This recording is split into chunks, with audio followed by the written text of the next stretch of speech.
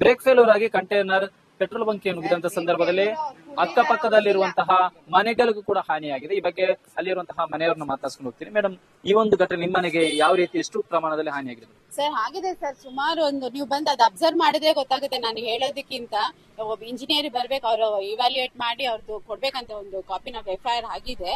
ಬಂದು ಇನ್ನ ಯಾರು ಬಂದು ನೋಡಿಲ್ಲ. ಇನ್ನ ನಾವು ನಿನ್ನೆ ಬೆಳಿಗ್ಗೆ ಹೋಗಿದ್ದು 12:45ಗೆ 10:30ಗೆ ಮನೆಗೆ ಬಂದಿದ್ದೀನಿ. ಇನ್ನ ಬಂದು ಅವ್ರು ಏನ್ ಹೇಳಿದ್ರು, ಬೆಳಿಗ್ಗೆ 10 o'clock ಅಷ್ಟಕ್ಕೆ ಬರ್ತೀನಿ ಅಂದ್ರು, ಇನ್ನೂ ಬಂದಿಲ್ಲ ಅವರು. ಗೋಡೆ ಅಲ್ಲ, ಫುಲ್ ಗ್ರಿಲ್ ಮೇಲೆ ಗ್ರೌಂಡ್ ಫ್ಲೋರ್ ಫಸ್ಟ್ ಫ್ಲೋರ್ ಎಲ್ಲ ಆಗಿದೆ. ಓಡಾಡೋದಕ್ಕೆ ಆಗೋದಿಲ್ಲ. ವಯಸ್ಸಾದವ್ರು ಇದಾರೆ, ಹ್ಯಾಂಡಿಕ್ಯಾಪ್ಟ್ ಇದಾರೆ, ಒಬ್ರಿಗೆ ಮೇಜರ್ ಇಂಜುರಿ ಆಗಿದೆ.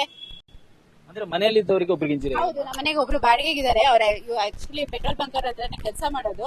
ಅವ್ರಿಗೆ ಮೇಜರ್ ಇಂಜುರಿ ಆಗಿದೆ, ಅವ್ರು ಅಡ್ಮಿಟ್ ಆಗಿದ್ದಾರೆ. ಹಾ, ತುಂಬಾ ಫ್ರಾಕ್ಚರ್ ಆಗಿದೆ.